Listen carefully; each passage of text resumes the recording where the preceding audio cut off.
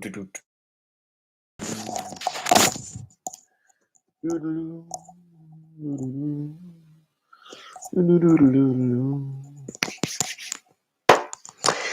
and good afternoon. Welcome to today's live English lesson here on the AM Language YouTube channel. If this is your first time, make sure you subscribe to the channel.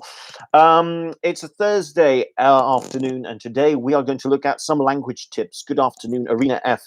Privyet. Welcome to today's lesson. I hope you are doing well. So yeah, this week, in this lesson today, we're going to look at some language tips that can help you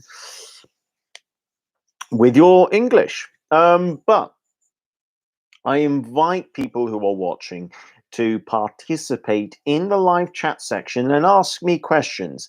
In fact, it's better if you ask me questions, because that way I can answer questions and answer points that you yourself would like to know.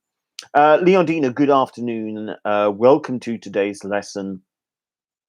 I hope you're doing well. Buono pomeriggio. So, while we're waiting for some more people to join, the first tip I'm going to give you is more to do with an approach to learning language. And there are quite a few different approaches to learning a language. And depending on your approach is going to make a bit of a difference.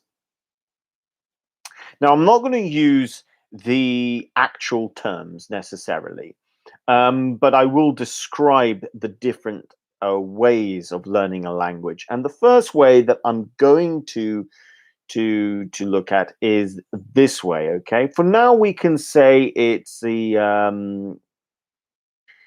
let's say direct translation approach. Okay, well, we'll call it that. Okay, what we really mean here is that you're going to look at a language and you're going to try and translate it. You're jumping, really. You're trying you're trying to translate from the language you are learning. Good afternoon, Evelina. You're trying to translate from English back into your native language and then back into English. So this is what that's what I mean by a direct translation.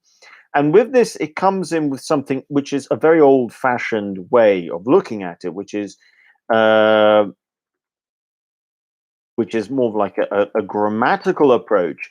Again, you are looking at structures and you're always trying to translate back into your first language. Okay, so that's the whole thing. Every single time you learn something new, you are always trying to translate back into your first language. Now, the first language is referred to as L1. Okay, so what's the positives? What are the negatives? Well, the positive is this.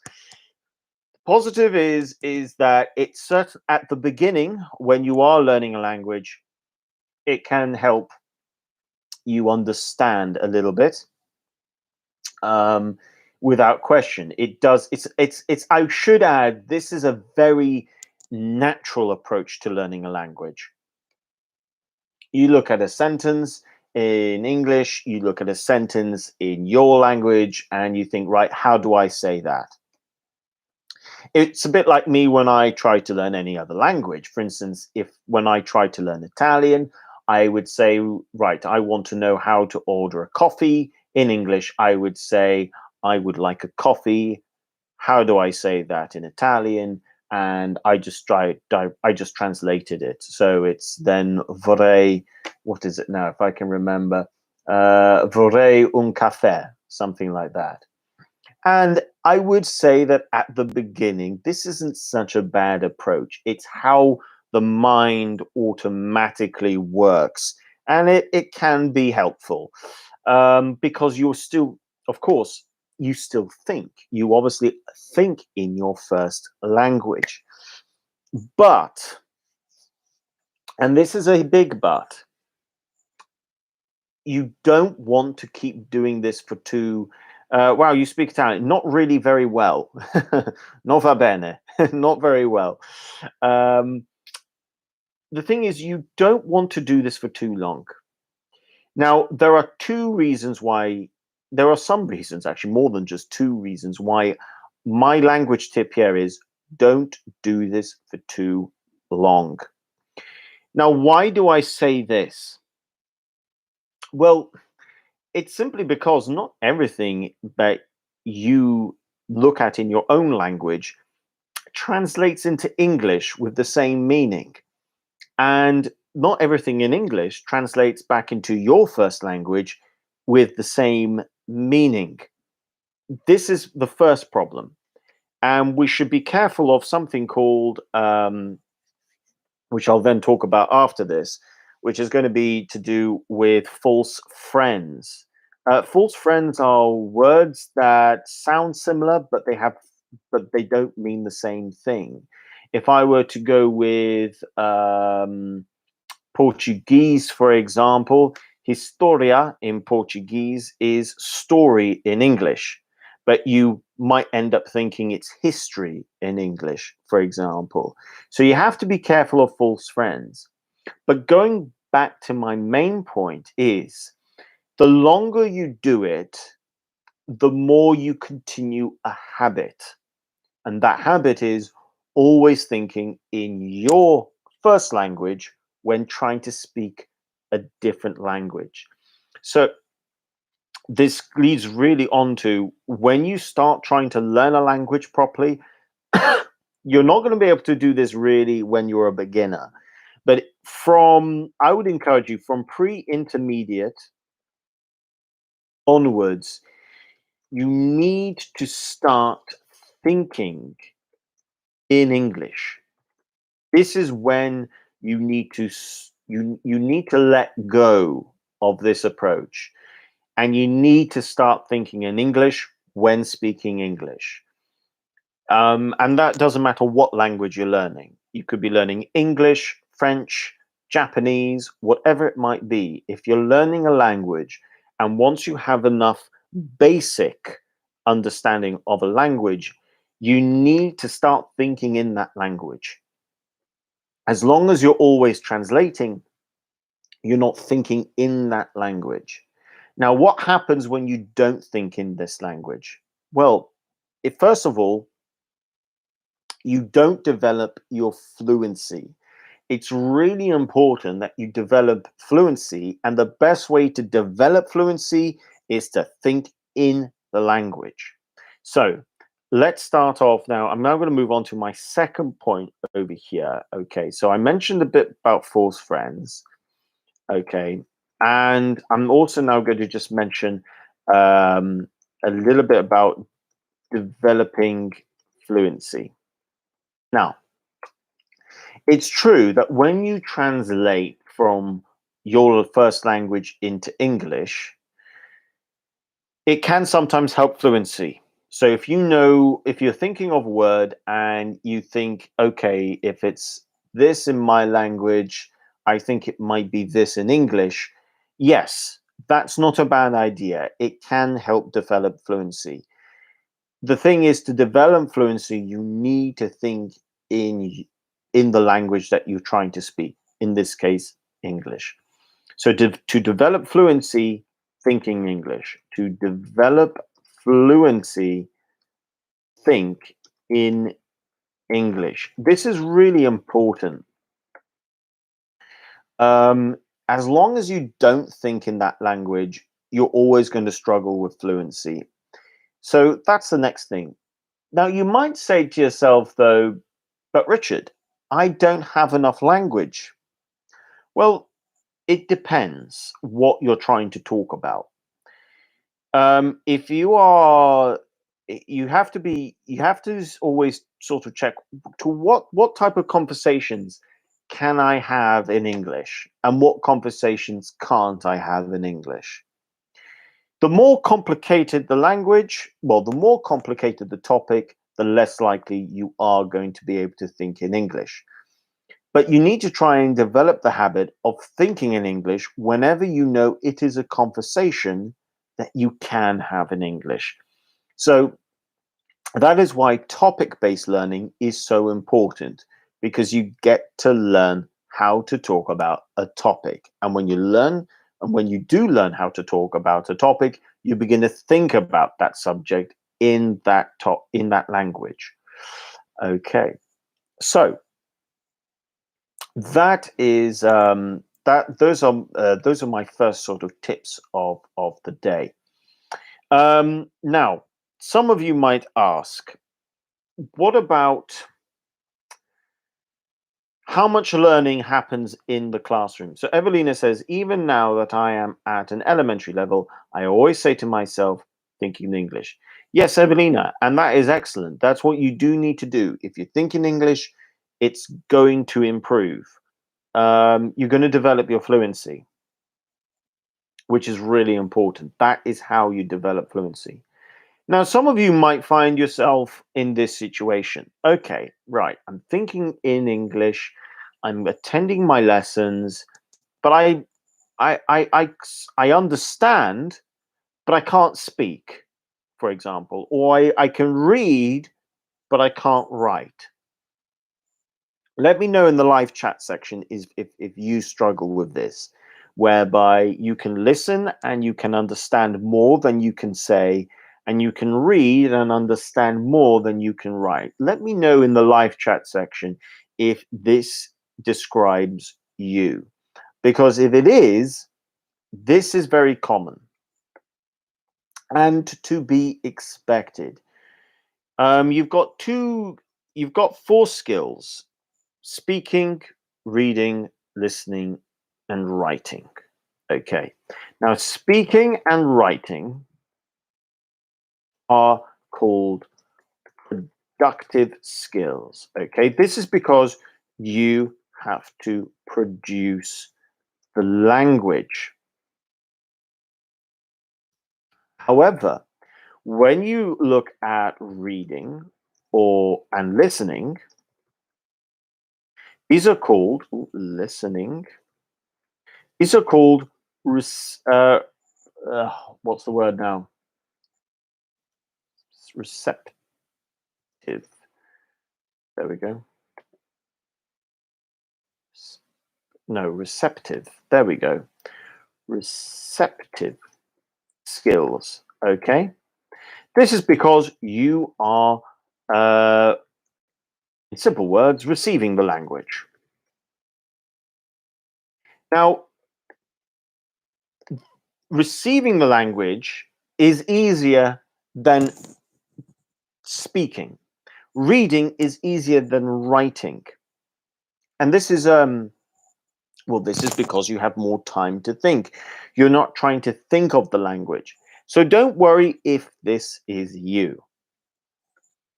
Your question might be, though, is how do I get better at productive skills? How can I speak better? How can I write better? Because I find it really difficult. Leondina says, I understand more than I can speak, even if I'm improving. And this is very normal. This is what, in fact, if you were to ask any of your teachers would tell you this is what they would expect. So how do we get around this? Well, this is the first thing, and this is one of the reasons why learning a language when you go to a place is always better than just trying to learn it online. So on average, we need to remember that the majority of learning a language, okay, the majority of, okay, let me rethink of how I'm going to say this. When learning a language, the majority of the learning takes place outside the classroom. Now, this might come as a surprise to you. Evelina says, my difficulty is listening. They speak very fast. Yes, this is understandable. I know sometimes I might speak a little bit too quickly as well myself. This is all to do with trying to train your hearing so you can hear those individual sounds. But in English, we've got a lot of weak sounds, and those weak sounds can be really, really difficult to hear. Um, but going back to my point, when learning a language, the majority of the learning takes place outside the classroom. Now, why do we say this? And this actually links nicely to your comment, Evelina. You find it difficult to listen, and because people speak very fast. Well, this is it. Outside the classroom is where you are exposed to the language. A big part of learning a language is the exposure to the language. And the best way to be exposed to the language is to live in that place, to be surrounded by people who are always going to be talking and speaking in that language. This is called exposure. When you are exposed to the language, not only does your listening improve, your speaking improves as well. Your because you are forced to think in that language. You're forced to speak in that language. Um, and that is why the idea of going to a country to learn English is always the better option. And I would say this, yes, online is very convenient, it's good, but it doesn't get you're not going to improve your language as quickly as if you were if you were living in an English speaking country. Now, when is online better? I would say online is definitely more convenient at times, and obviously at the moment it is. I would say if you have a good level of English and you are in a full-time job and you need to go over your English a few times a week, this is when online can be very helpful. But if you are wanting to improve your language quickly or as fast as possible, it's not going to be as good as when you physically go to the place. And that's one of the benefits of a place like Malta. In Malta, English is considered to be a first language in Malta. The only problem is, I would say, is making sure you try and spend as much time as possible with people who aren't from your same country. Now, why do I say this? This is because the temptation to speak the same language, because you can, is just really, really big. And that's why it's so important to try and spend as much time as possible with people who don't speak the same language as you. Now, I know some of you are probably thinking, but Richard, I'm here and I'm for you for I don't know your situation, but let's say, for example, you find yourself in this situation. You go to Malta, but you are living with people who speak the same language, same first language. The majority of people you might be in a class with all speak the same language. It's not uncommon that we sometimes might get students telling us, but Richard, there are or director, if you're actually at the school at the moment, you might say, or to your teacher, there are too many people who speak Italian in my class. There are too many people who speak Spanish in my class, for example. This can happen. What's the rule over here? Well, sometimes you are going to have an imbalance. So my next tip is for you guys. Even if you are from from the same country, a simple tip, and it's a simple rule: do not speak your L1. It's as simple as that. You have to go as long as possible without speaking your first language. Now, if you're at the beginning of, let's say, it depends on your level, but let's say you are elementary, for example, like you, Evelina. What can you do? It might be really difficult. It's tiring always speaking another language. and thinking in another language. You create parts of the day where you can only speak English. So, one really good rule is you can only speak English when you are in the kitchen or when you are eating. You create little rules to help encourage that you can only speak English when you are doing something, like when you're eating, when you're in the kitchen, for example. These little tricks make a huge difference, and I strongly recommend it. Now, the other thing as well is watching. Now, TV, like watching Netflix series. Netflix can be really useful. Now, I would say this: watch, yes, watch with subtitles. Absolutely, a very good idea. But one thing that can be very useful is, and this might work quite well when you are still low. Let's say you are a low level, okay? Pick a film that you know very well in your first language, and then watch the same film in English. But you need to know the film really well. You need to know the dialogue very well. Now, I'm just going to give you an example. Let's say you pick something like Gladiator, okay, with Russell Crowe. Gladiator has a few very famous speeches. So when you pick a film with a few very famous lines, a few very famous speeches, and then you go and watch it in English, if you know the speech in Italian, for example, and you listen to it in English and you watch it in English, that can help you improve your language. It helps you actually with something called word collocation. Word collocation is how words link to each other. Evelina says, I think like you about being with people who don't speak the same language. Yes, Evelina, it's really important. And that's why you want to be in an international setting, for example. So those are just a few tricks. Now, another thing you might ask is, okay, Richard, what about apps? Okay, like one app, for example, very famous, uh, Duolingo, for example. Do these apps work?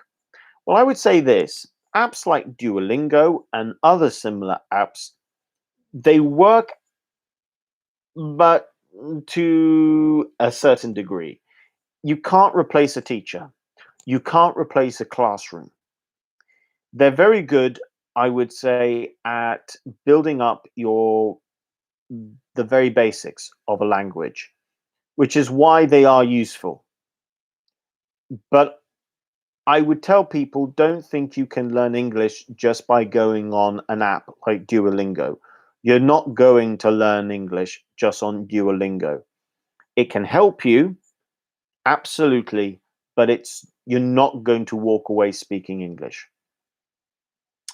But it can be a useful exposure to the language. Okay, now let's look at something else. Okay, because here I've spoken a little bit about theory, but what about actually developing what about developing certain things I might find difficult in English? Okay, so the first thing that you might find difficult in English is something called word collocation. This is words that link with each other. Word collocation can be difficult. What word goes with this word in English? I know how I would link this word in my first language, but how do we do it in English? This here is where something called drilling, which is repetition, becomes really important. When you learn a new word, you've got to try and see, right, what sort of word is it? What words can I use before and after? and then I need to go and practice doing this again and again and again. So I'm going to give you an example, okay? I'm going to give you a simple word like, let's go with something like this. We'll go with the word cook. Okay? First thing I need to know is, right, am I using cook as a noun or cook as a verb? Let's say I go with cook as a verb, okay? Well, if I know that cook is a verb, that means automatically I know that I can use the subject, like I can use the verb to be, like was, and I know that I can use the auxiliary verb, like have. So I know automatically that if I've chosen a verb, it doesn't matter what verb, I know I can go with a pronoun and I can go with the verb to be, and I know that I can go with the auxiliary verb, like have or had, for example. But then the next thing that might be a little bit difficult is, well, what comes after cook? For instance, I cook something. Well, in this case, we have to go back to our basics: subject, verb, object. So if it's a verb, I know that what comes after is going to have to be an object. You're going to cook something. So this is how we can slowly build up.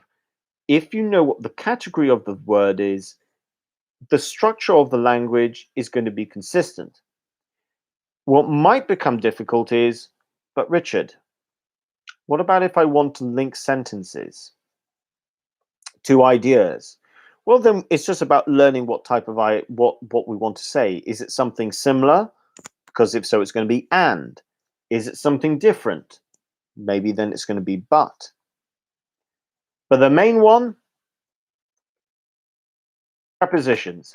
Now, prepositions are incredibly annoying and they are very difficult at times. Now, we've got something like this in English: cook up, to cook up project, for example, which means to create a project. Phrasal verbs have a lot of meanings, but one of the things you guys can do that can seriously help your learning when it comes to anything to do with prepositions is to know the following, okay? You've got prepositions of place, prepositions of time, then something called dependent prepositions. The hardest one over here is the dependent prepositions. Dependent prepositions are the prepositions that naturally go with certain words.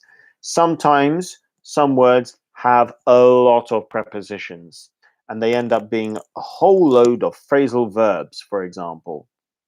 Other times, some words don't have a lot of prepositions.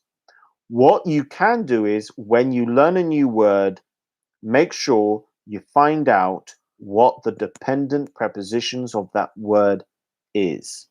Sometimes you're going to have a lot. So if we use something like make plus a preposition, well, make goes with lots of prepositions and the meaning is going to change. However, if we go with something like depend, well, the only preposition that depend goes with is on. So sometimes it's easy. Some words you can only use one type of preposition or maybe two. Other times you could use many prepositions. So when you learn a new word, make sure you find out what the dependent prepositions of those words are. Now, this can be done by going on certain dictionaries, and I'm going to share the dictionaries over here with you. And then I'll explain why I'm going to encourage two types of online dictionaries. The first is this one, lexicon. No, sorry, lexico. Lexico. Lexico is powered by by Oxford Dictionary. The really good thing about this is that it gives you lots of synonyms. It tells you how to pronounce the words.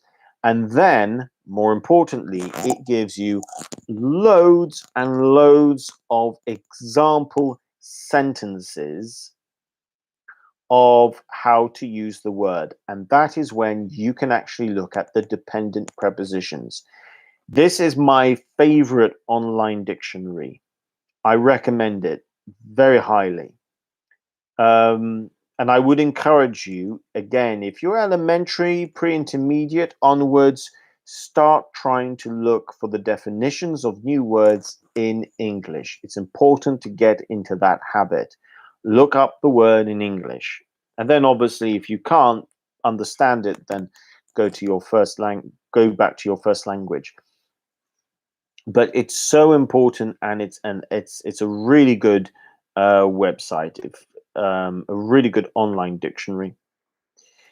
The other online dictionary I'm going to recommend, and again, I would say this one is excellent, especially when it comes to pronunciation, is Macmillan.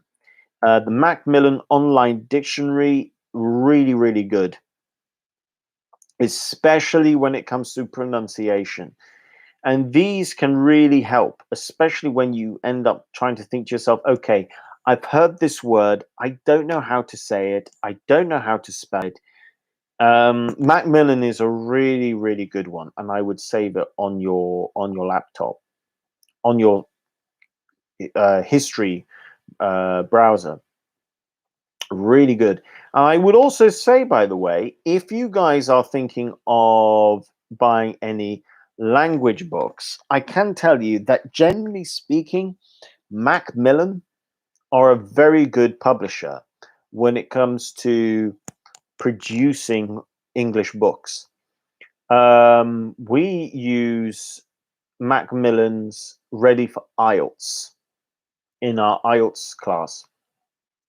In our IELTS lessons, really, really good books. So if you are looking to buy any other books to help you learn English, I strongly recommend Macmillan. Really good publisher, and their books are very good. Now, we like to use, for our general English class, we use National Geographic Outcomes. Now, National Geographic Outcomes, if you've got the book, if you've got any of the books in front of you, I suggest the following. One, these books are designed to help you learn the language around topics, which is why they're good for improving speaking. They are pretty good when it comes to the grammar, but I would say you do need to try and, if you can, get hold of the workbook. I would encourage you to get the workbooks. So you've got your main book, but you can buy the workbook, or you can get your teacher to give you homework from the workbooks. Now, the workbooks are very good, and that's when they probably you can spend a bit more time developing your grammar, for example. But in all of these books as well, they've got different sections, especially for developing vocabulary. If you've got an elementary or pre-intermediate or beginner book, you will have some pages towards the back of the book that will show you the differences between regular and irregular verbs, for example. So these books are very useful. And again, I would say really, when you can actually also download. So at the back, if you go to the very back page, now this, and when I say the back page, the very last page, you can actually access outcomes online. And with accessing outcomes online, you can, because you've bought the book, you can access their online material that can help you with their learning. So it's best to try and take advantage of all of these things as much as possible.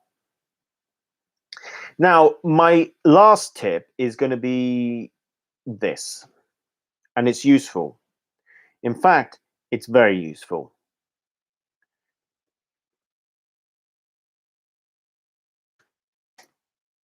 UK or US English?